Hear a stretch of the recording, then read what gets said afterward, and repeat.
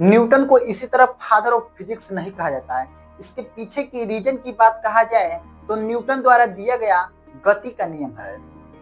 दुनिया में जितने भी कार्य किए जाते हैं मनुष्यों द्वारा या वस्तुओं द्वारा, मशीनों द्वारा, तो इसमें से न्यूटन के गति का नियम छिपा हुआ है। या तो पहला नियम इसमें लगता है, या तो दूसरा नियम, या तो तीसरा नियम। एग्जाम्पल का बात कहा जाए तो हम लोग तैरते हैं न्यूटन के तीसरा नियम से, नाव चलती है न्यूटन के तीसरा नियम से, एरोप्लेन उड़ती है न्यूटन के तीसरा नियम से, रॉकेट उड़ती है न्यूटन के तीसरा नियम से, हम लोग चलते हैं न्यूटन के तीसरा नियम से, और किसी वस्तु को धक्का देते हैं न्यूटन के दूसरा नियम से, किसी वस्तु को खींचते हैं न्यूटन के दूसरा नियम से।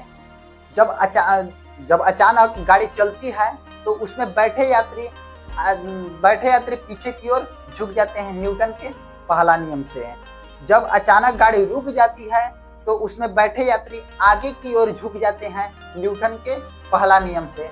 यानी देखा जाए तो जितने भी कार्य किए जाते हैं न्यूटन के किसी न किसी नियम से किए जाते हैं। बल्लेबाज गेंद को कैच करता है न्यूटन के तीसरे नियम से, बैट्समैन बैट को भांजता है, किक करता है बॉल को न्यूटन के दूसरे नियम से, फुटबॉल को किक किया जाता है न्यूटन के दूसरे नियम से।